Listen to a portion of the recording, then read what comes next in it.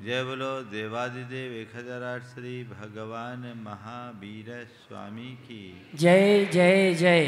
अहिंसा परमो धर्म की जय जय जय। परम पूज आचार्य गुरुवर श्री विद्यासागर जी महाराज की जय जय जय। नवाचार्य श्री समय सागर जी महाराज की, गुणायतन प्रेता मुनि श्री प्रमाण सागर जी महाराज की, मुनि श्री निर्वेक सागर जी संधान सागर जी महाराज की नमोस्तु गुरुवर नमोस्तु। आज आप सब लोग बड़े हर्षित हैं। सुबह से बधाइयाँ बज रही। क्यों क्यों? भगवान का जन्म हुआ। भगवान का जन्म नहीं होता, जन्म तो एक शिशु का होता है। और भगवान ने जन्म लिया तो उसी रीति से लिया जिस रीति से हम आप लेते हैं। वो भी 9 महीने तक माँ के पेट में रहे और उनकी प्रसूति हुई। अगर हम इस दृष्टि से देखें तो हम में और उनमें कोई अंतर नहीं। जन्म सबका समान होता है, लेकिन जीवन सबका एक सा नहीं होता। आज जिन्हें हम भगवान की तरह पूजते हैं, वह उनके जन्म के कारण नहीं, वह उनके जीवन के कारण पूजते हैं। भगवान महावीर ने बहुत बड़ी बात कही है कि मनुष्य जन्म से नहीं कर्म से महान बनता है। जन्म से नहीं कर्म से महान बनता है। भगवान का जन्म हुआ, आप कहते हैं जन्म एक व्यक्ति का होता है जो शिशु के रूप में होता है, लेकिन जीवन व्यक्तित्व का निर्माण करता है। भगवान एक व्यक्ति नहीं, व्यक्तित्व है। और हमारे व्यक्तित्व के 2 रूप है।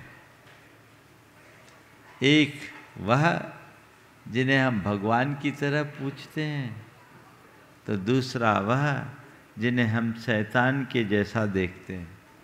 दोनों रूप है। इस धरती पर श्री राम भी हुए, रावण भी हुआ, श्री कृष्ण हुए, कंस भी हुआ, और महावीर भी हुए तो मारीच भी हुआ। जन्म की दृष्टि से किसी में कोई बड़ा अंतर नहीं। जन्म सबका समान हुआ। न तो सज्जन के माथे पर तिलक लगा होता है और न ही किसी दुर्जन के सिर पे सींग उगे होते हैं। सज्जन भी वैसा ही दिखता है और दुर्जन भी वैसा ही दिखता है। सज्जन का जन्म भी वैसे ही होता है और दुर्जन का जन्म भी वैसे ही होता है। लेकिन फिर भी सज्जन जगत में श्रद्धा का पात्र बनता है और दुर्जन को सब दुत्कारते हैं। ये श्रद्धामयी पुकार और धृष्टतापूर्ण दुत्कार आखिर कौन कराता है? ये जन्म नहीं, जीवन से होता है। हम एक व्यक्ति हैं और हमारे भीतर का व्यक्तित्व है। हमें चाहिए कि हम अपने व्यक्तित्व को निखारें। कैसे निखारें? हम व्यक्तित्व को एक सत्पुरुष की तरह चमका भी सकते हैं और दुर्जन दुरात्मा की तरह कलंकित भी कर सकते हैं। ये ठीक वैसा ही है जैसे प्रकृति में कृष्ण पक्ष होता है और कभी शुक्ल पक्ष होता है। शुक्ल पक्ष में चंद्रमा की कलाएं उत्तरोत्तर बढ़ती है, बढ़ती बढ़ती पूर्णिमा में पूर्ण कला से युक्त होकर पूरे आकाश को, भूमंडल को अपनी निर्मल ज्योत्सना से भर देती। इसके उलट कृष्ण पक्ष की चंद्रकलाएं घटते घटते अमावस तक आकर काली रात में परिवर्तित हो जाती है। जैसे प्रकृति में कृष्ण शुक्ल पक्ष और कृष्ण पक्ष है, ऐसी हमारे चेतना के भी ये दोनों पक्ष हैं। धर्म, अध्यात्म, नीति और मूल्य जीवन के वे शुक्ल पक्ष हैं जो हमारी चेतना को उत्तरोत्तर वृद्धिंगत करती है, विकसित करती है, निखारती है, प्रकाशित करते हैं। इसके विरुद्ध अधर्म, अनीति, पाप और अनाचार हमारे जीवन का वह कृष्ण पक्ष है जो हमारी चेतना को दिनों दिन विकृत करते जाते हैं, कलुषित करते हैं। आज हम भगवान का जन्म कल्याणक महामहोत्सव संपन्न करने जा रहे हैं। उन भगवान का जो आज जगत पूज्य बने हैं, अपने कर्म के बल पर। चार बातें आप सबसे कहूंगा। जन्म, कर्म, मर्म, धर्म। जन्म, कर्म, मर्म और धर्म। जन्म सबका समान है और जन्म तो प्रकृति ने दे दिया। अब जन्म नहीं सुधार सकते। सुधार सकते क्या? कोई कहे कि नहीं मेरा पुनर्जन्म हो जाए, असंभव। अब तो उसके लिए मरना पड़ेगा और मरने के बाद ठिकाना नहीं है कि दोबारा ये मनुष्य जीवन मिले भी कि न मिले। जन्म हमें मिल गया, प्रकृति ने हमें जन्म दिया। ये हमारा सौभाग्य है कि हमने मानव जन्म पाया। और इतना ही नहीं, मानव जन्म पाने के बाद भी हम एक विशिष्ट मानव जीवन को प्राप्त किए। मानव जन्म मिला, किसी ऐसे वैसे संस्कारहीन व्यक्ति के घर हमने जन्म नहीं मिला। हम एक संस्कारवान परिवार में जन्मे। हमारा जन्म ऐसे परिवार में हुआ जहां आचार विचार निर्मल है। जन्म हुआ, अच्छा शरीर, अच्छा घर, अच्छा परिवार, अच्छा देश, सब कुछ मिल गया। रावण भी पंडित था, जन्म बहुत अच्छा हुआ था। जैन परंपरा के अनुसार रावण प्रति नारायण था। महापुरुषों में उसकी गणना होती। विद्याधर था। विद्याधर मनुष्यों के बारे में कहा जाता वो विशेष तकनीकी से संपन्न रहते। उनके पास ऐसी दिव्य शक्तियाँ रहती, विद्याएं रहती, जिनके बल पर वो अपने जीवन की सारी आवश्यकताओं की पूर्ति कर लेते। हम आप भूमि गोचरी मनुष्य कहलाते हैं। हमारी क्षमता की अपेक्षा उसकी क्षमता हमसे 1000 गुनी अच्छी थी। जन्म तो हो गया, पर संत कहते हैं जन्म से बड़ा जीवन है। महत्वपूर्ण जन्म नहीं, जीवन है। और हमारा जीवन हमारे कर्म पर निर्भर करता है। जन्म मिल गया, कर्म कैसा? जन्म अच्छा, बहुत अच्छी बात। पर उससे भी अच्छी बात तब होगी जब जन्म के अनुरूप कर्म होगा। कर्म कैसा? हर मनुष्य को अपने कर्म पर विचार करना चाहिए। मैं जो कर रहा हूं वो सही है या गलत? कभी विचार में आता है। बहुत सारे मनुष्य हैं जो सत्ता, संपत्ति, शक्ति और संसाधन पाकर अभिमान में भरते हैं, औरों को सताते हैं, परेशान करते हैं। और कुछ लोग ऐसे हैं जो इन सब को पाकर उदारता से भरते हैं, सेवा और परोपकार में लगते हैं। दोनों तरह के लोग हमारे आँखों के सामने उभर जाएंगे। आप अपनी आँखों को बंद कीजिए, दोनों लोग दिखेंगे और हो सकता है आपको खुद का भी दोनों रूप दिखेगा। आप बताइए, विचार कीजिए, कौन सा रूप अच्छा है, पहले वाला या बाद वाला, दुरुपयोग करने वाला या सदुपयोग करने वाला? अगर सदुपयोग है तो मेरे कर्म अच्छे हैं, और दुरुपयोग है तो कर्म बुरे हैं। अच्छे का फल अच्छा होता है और बुरे का फल बुरा होता है। हमारे देश में दो लोगों ने धन पाया। रावण ने सोना पाया, धन पाया, संपत्ति पाई, उसने सोने की लंका बनाई। और भरत चक्रवर्ती, जैन परंपरा के अनुसार युग के आदि चक्रवर्ती भरत, जिसके नाम से इस देश का नाम भारत पड़ा, अपार वैभव था। रावण तो अर्धचक्री था, भरत चक्रवर्ती पूर्ण चक्रवर्ती थे। 6 खंड पर उनका एक छत्राधिपत्य साम्राज्य था।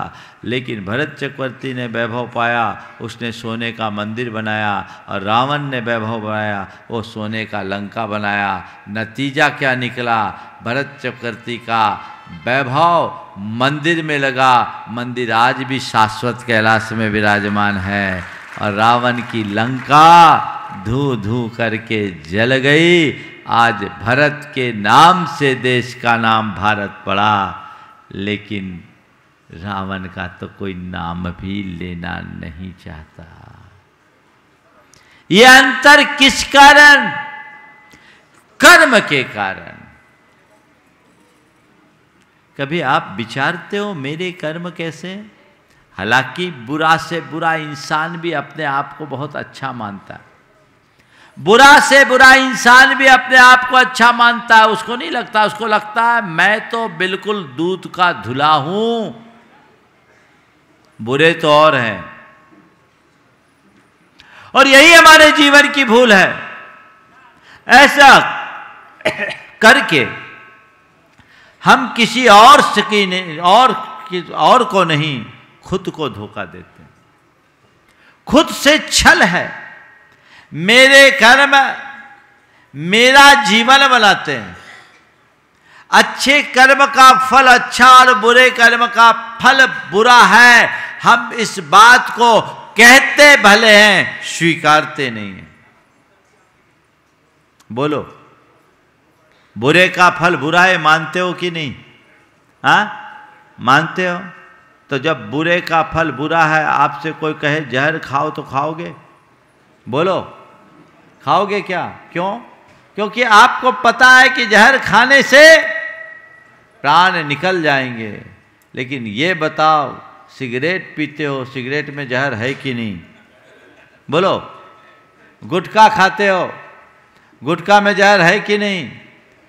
फिर तुम्हारा ये विश्वास कहाँ गया?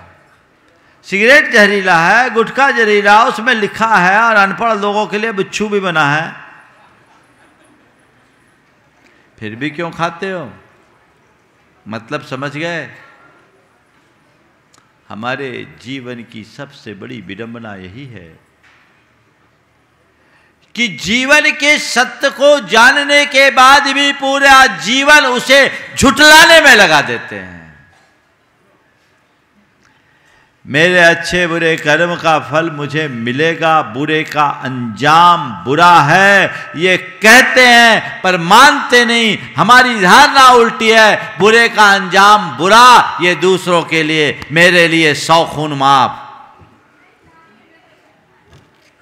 मेरे लिए 100 खून माफ। मैं कुछ भी करूं, मेरा कुछ नहीं होने वाला। क्यों? क्योंकि हमें परमानेंट लाइसेंस प्राप्त है। ये अवधारणा जब तक बनी रहेगी, जीवन का सुधार नहीं हो सकता। हम धर्म की बातें करते, कर्म पर ध्यान नहीं देते। संत कहते कर्म को सुधारना ही धर्म है, और कर्म को सुधारना धर्म है। पर यह तभी संभव होगा जब तुम्हें जीवन के मर्म का पता होगा। जन्म मिला, कर्म तुम करते हो, बच्चा पैदा होते ही रोता ही है, कर्म शुरू हो गया। जिंदगी की शुरुआत रोने से होती है, बोलो होती कि नहीं होती? और जो नहीं रोता आप लोग उसको कहते हैं बच्चा डिसेबल है, कुछ गड़बड़ है ना, मार के रुला देते। यानी देखो जीवन की विचित्रता, प्रकृति ने कैसी व्यवस्था दी। जन्म से कर्म है, कर्म यानी क्रिया, और शुरुआत रुदन की क्रिया से होती है। हम रोते हुए जन्मते हैं और मरने के बाद लोगों को रुला के जाते हैं। ये तो हमारे जीवन की कहानी है, यही है ना। और हमारा जीवन है क्या? एक छोर में जन्म, दूसरे छोर में मरण, बीच का जो पार्ट है वो जीवन। और इसमें देखे तो आते समय भी रोना और जाते समय भी रोना। आते में खुद रोए, लोग हंसे, जाते में हमारा पता नहीं हम क्या करें, लोग तो रोते हैं, है ना। पर अगर बीच का कर्म अच्छा हो तो लोग रोएंगे, हम हंसते हुए जाएंगे। मैं आपसे पूछता हूं, अपने कर्म को जांचना है तो उसकी एक कसौटी देता हूं। थोड़ी देर के लिए विचार करो, अभी इसी क्षण मौत हो जाए तो तुम्हारी क्या स्थिति होगी? तसल्ली से जाओगे? हंसते हुए जाने के लिए राजी हो? हाँ मौत गई, चलो मेरा चैप्टर क्लोज, पर मुझे कोई चिंता नहीं क्योंकि मैंने जीवन भर में बहुत अच्छा किया है। ऐसी फीलिंग होगी क्या? शायद नहीं। ये इस बात का प्रमाण है कि हमारी जिंदगी अच्छी नहीं। मैं सबसे प्रायः बोलता हूं, जो ढंग से जीते हैं वे ही ढंग से मर पाते हैं, जिनकी जिंदगी बेढंगी होती है। जो ढंग से जीते हैं वे ही ढंग से मर पाते हैं, जिनकी जिंदगी बेढंगी होती है उनकी मौत भी बेढंगी होती है। ढंग से जिए, अपने कर्म को सुधारे, और कर्म को तभी सुधार पाएंगे जब मेरी दृष्टि मेरे कर्म पर होगी। मेरी करनी कैसी है?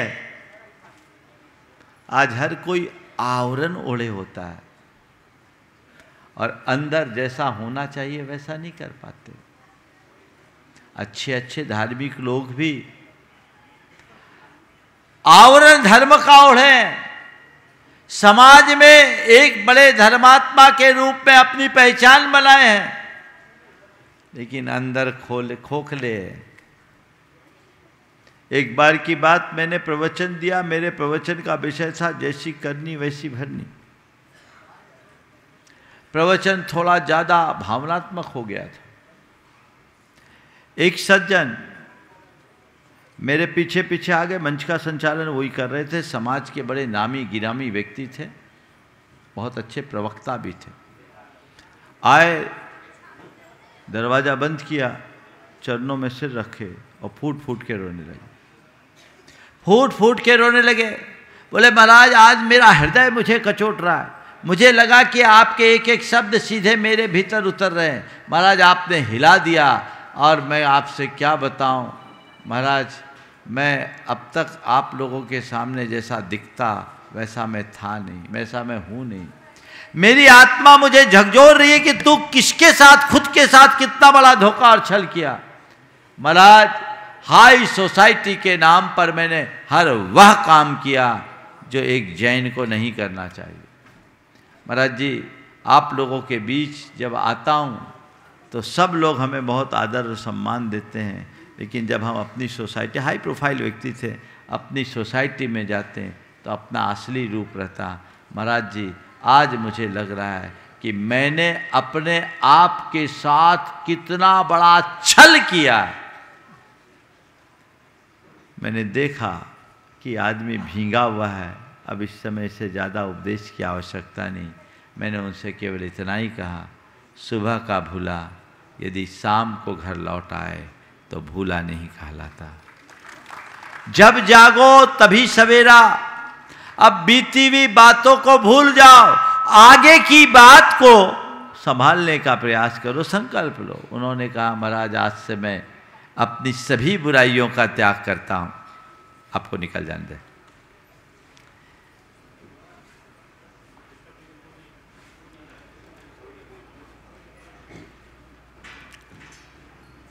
आज से मैं अपनी सभी बुराइयों का त्याग करता हूं। उस व्यक्ति का कुछ पुण्योदय आया, बुद्धि पलटी, बुराइयां छोड़ा, प्रायश्चित भी लिया। संयोग कुछ ऐसा था, करीब 15-20 दिन बाद ही अचानक दिल का दौरा पड़ा। 65 साल की उम्र में इस दुनिया से चले गए, लेकिन वो आदमी का भवितव्य अच्छा था, सुधर करके गया। मैं आपसे कहता हूं, जन्म मिल गया, इस साधारण जन्म को असाधारण बनाना चाहते हो तो कर्म पर ध्यान दो। अपने कर्म को देखो कि मेरे कर्म कैसे हैं, और कर्म पर ध्यान देने के लिए मर्म को पहचानो, जीवन का मर्म जानो। ये बाहर का जो दिख रहा है ना, ये तो ऊपर का चोला है, असली मैं एक आत्मा हूं। और ये जीवन की बड़ी सच्चाई है कि मेरे कर्मों का मेरी आत्मा से गहरा संबंध है। बाकी सारे संबंध छूट सकते हैं, कर्म का संबंध अटूट है। अच्छी बुरी करनी का फल मुझे भोगना ही पड़ता है ये जीवन का मर्म। सबको धोखा दे सकते हो, कर्मों को कोई धोखा नहीं दे सकता। अपने कर्मों का फल सबको भोगना ही पड़ता है। मर्म को जान लोगे तो धर्म से अपने आप रुचि जग जाएगी। कल तुमसे कहे कि मर के तुम कुत्ता बिल्ली बनोगे तो क्या लगेगा, बोलो? हाँ बोलो। अरे महाराज कैसा आशीर्वाद दे रहे हो आप। हाँ, हम कहा हमारे आशीर्वाद से तुम्हारी जिंदगी सुधर जाए तो मैं तो कहता हूँ सब देवता बन जाओ। और एक बात बोलूं, हमें वचन सिद्धि है। हाँ बिल्कुल, ताली तो बजा दो। कहता हूं सब देवता बन जाओ, और जो जो मेरी बात को मान लेगा सब देवता बन जाएगा।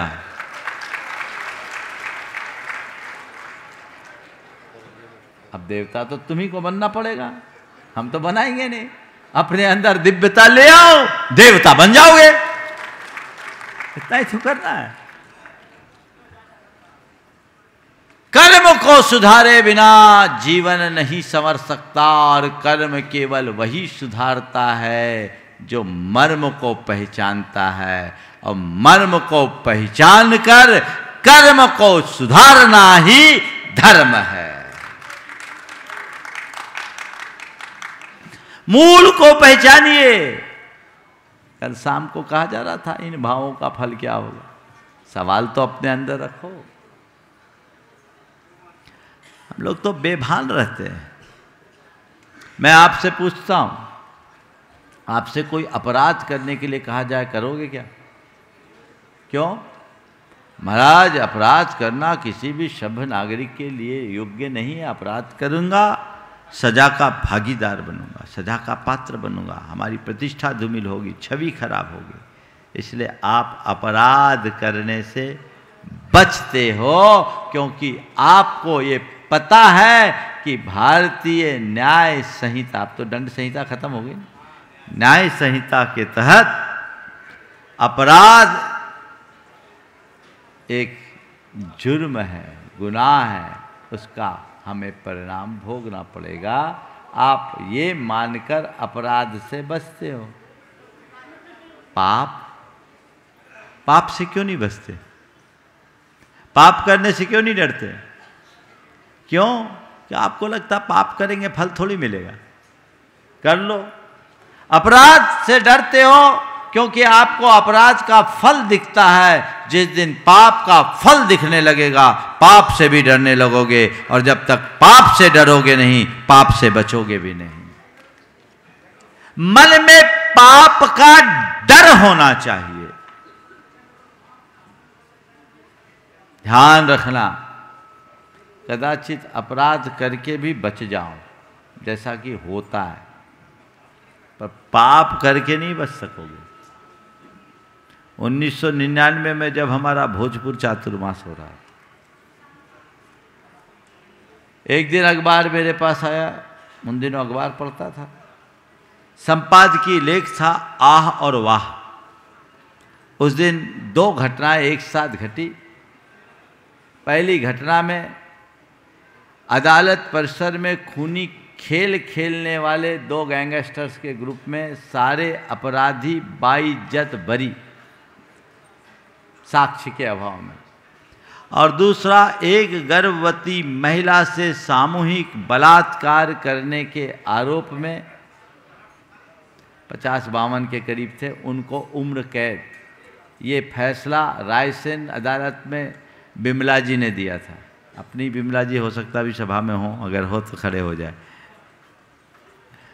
उन्होंने दिया। दोनों फैसला एक दिन। मैं समाचार पढ़ ही रहा था, थोड़ी देर बाद बिमला जी भी मेरे पास आ गए। बोले महाराज जी, मेरे ऊपर बहुत दबाव था कई तरीके का, लेकिन मुझे लगा मैं तो जैन थी, नहीं तो फांसी दे देती, जितनी निर्ममता और बर्बरता के साथ उन लोगों ने एक कृत्य किया था। और मैंने सोचा चलो छुट्टी ली, मैं आपके पास आई हूँ, 2 दिन यहाँ रहूँगी, चौका लगाऊंगी, आहार दूंगी। टिप्पणी में बात थी, एक में आह और एक में वाह। व्यवस्था का फायदा उठाकर अपराधी बच सकता है, और कई बार व्यवस्था की खामियों के कारण निरपराधी भी फंस सकता है।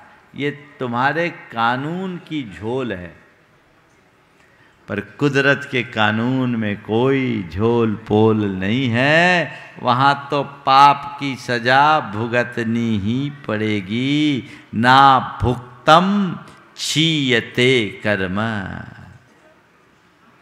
बिना भोगे कर्म छीन नहीं होता। तुम्हें उसका प्रायश्चित करना होगा, तुम्हें उसे सुधारना होगा। राजा शरणिक भगवान महावीर का परम भक्त, कहते हैं भगवान का मुख्य श्रोता था। 60,000 सवाल उसने, राजा शरणिक ने भगवान से पूछे थे, पर अपने जीवन के पूर्वार्ध में उसने बड़े पाप किए थे। पाप के फलस्वरूप वो नरक का बंद कर लिया था। बाद में अपने आप को सुधारा, छायिक सम्यक दर्शन प्राप्त कर लिया, तीर्थंकर होने की हैसियत उसने प्रकट कर ली। लेकिन एक बार भगवान से उसने पूछा, भगवान अगला जन्म मेरा क्या होगा? भगवान ने कहा तू नरक जाएगा, और क्या होगा? तूने पाप किया, मुनियों को सताया, भयानक उपसर्ग किया, तेरा अतीत काला है, तुझे उसके लिए नरक जाना ही पड़ेगा। भगवान मैं आपका इतना बड़ा भक्त, कुछ तो कृपा करो, रास्ता बताओ, कैसे भी मुझे नरक जाने से बचा लो। भगवान ने कहा कर्म बांध लिया, अब तो जाना ही पड़ेगा। नहीं भगवान, कुछ भी करो, मुझे बचाओ। ये कथा है, कथा के आधार पर बोल रहा हूं, मुझे बचाओ। भगवान ने कहा ठीक है, एक काम कर, 3 उपाय कर ले। मैं तुझे 3 उपाय देता हूं, 3 में से एक उपाय भी कर ले, तुझे नरक जाने से मुक्ति मिल जाएगी। बोले क्या? बोले पहला उपाय तेरे घर में है। तेरी दादी मुझसे द्वेष रखती, आज तक मेरे पास नहीं आई, तू एक बार मेरे पास ले आ, अगर वो मेरे दर्शन कर लेगी तो तू नरक जाने से बच जाएगा। ठीक। बोले दूसरा उपाय, जिन दत्त श्रेष्ठी की एक दासी है देवदत्ता, उसने आज तक दान नहीं किया, उसके हाथों दान करा लो। और तीसरा है काल सौक्रिक नाम का एक कसाई है जो प्रतिदिन 500 भैंसों का वध करता है, एक दिन उसका वध रुकवा दे। 3 में एक काम भी कर दो,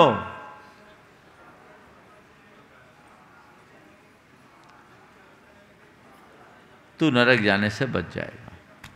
सैनिक ने कहा, मैं राजगृही का अधिपति सम्राट, मेरे लिए काम तो बड़ा सामान्य है। सबसे पहले अपनी दादी से कहा। दादी से जैसे ही भगवान महावीर का नाम लिया, दादी ने मुंह चढ़ा कर कहा, उसकी बात मत कर, मैं उसकी छाया से भी दूर रहती हूँ। सैनिक ने कहा, चलो इसको डायरेक्ट कहने की अपेक्षा घूमने फिरने के बहाने करे, और वन विहार के बहाने रथ पर सवार किया और चला। और जैसे ही रथ को भगवान महावीर के समौ शरण की ओर मोड़ा, दादी को लग गया कि ये मुझे वहीं ले जा रहा है। उसके हाथ में तकुआ था, उससे अपनी आंखें फोड़ ली। सैनिक अपना सिर पीट के रह गया। चलो दूसरे क्रम में उसने देवदत्ता दासी के लिए जिन दत्त श्रेष्ठी से कहा इसको दान कराओ। उसके घर भिक्षुक गया, जिन दत्त ने कहा तुझे दान देना है। अब दासी से कहा दान देना है, दासी को तो सामान्यतः अपने स्वामी का अनुकरण करना पड़ता है, लेकिन वो देने में रुचि नहीं रखती। जब उससे बार बार कहा गया कि इस भिक्षुक को दान दो, तो उसने कहा ये जिन दत्त का दान है, लेना है स्वीकार कर लो, मेरा दान नहीं। दान खत्म। अब तीसरा उपाय था, काल सौक्रिक को बुलाया कि तू एक काम कर, एक दिन अपना धंधा बंद कर दे। बोला मेरा पुश्ता ही नहीं धंधा, और 500 भैंसों का वध करना मेरा रोज का नियम, मैं छोड़ नहीं सकता। उसे राजा का डर दिखाया गया और तरह की बातें की। बोले मैं मर जाऊंगा लेकिन मैं अपना काम नहीं छोड़ूंगा, 500 भैंसों को मैं मारता हूं, मैं मारूंगा ही। अब सैनिक का ये तो बड़ी विचित्र बात है, नरक जाने से बचना है, क्या करे? उठाओ इसको जेल में बंद कर दो, एक दिन कैसे भी रहेगा जेल में, भैंसे नहीं रहेगा तो मारेगा किसको? काल सौक्रिक को उठा करके जेल में ठूस दिया, जेल में बंद हो गया।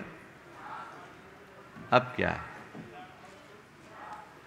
उस बंदे ने जेल में बंद होने के बाद अपने शरीर के मैल की बत्तियां बनाई, और मैल की बत्तियां बनाकर उनसे 500 बार भैंसे की आकृति बनाकर उसके संकल्प से उसका वध किया, और मेरा काम हो गया। राजा सैनिक भगवान के चरणों में पहुंचा और कहा भगवान अब मुझे मर्म का पता चल गया है, मुझे अब कुछ नहीं कहना। ना भुक्तम क्षीयते कर्म, मुझे अपने करनी का फल पाने के लिए नरक तो अब जाना ही पड़ेगा, लेकिन अब मैंने सीख ले ली है और अब जीवन में ऐसी गलतियों की पुनरावृत्ति कभी नहीं करूँगा। सैनिक क्षायिक सम्यक दृष्टि हो गया, तीर्थंकर प्रकृति का बंध कर लिया, लेकिन नरक जाने से अपने आप को नहीं बचा पाया।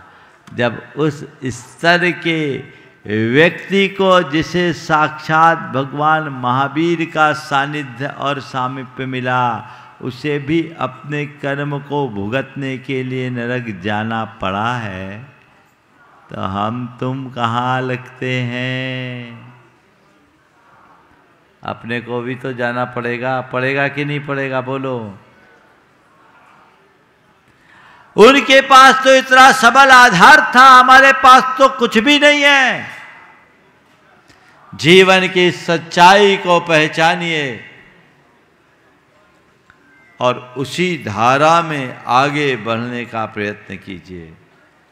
तो जन्म मिला है, कर्म को सुधारिए, और कर्म को सुधारने के लिए मर्म को पहचानिए, तभी आपका धर्म सार्थक होगा। ऐसा धर्म सबके जीवन में आए। भगवान ने अपने जन्म को सार्थक किया। हम भगवान के जन्म कल्याण का उत्सव मना रहे हैं।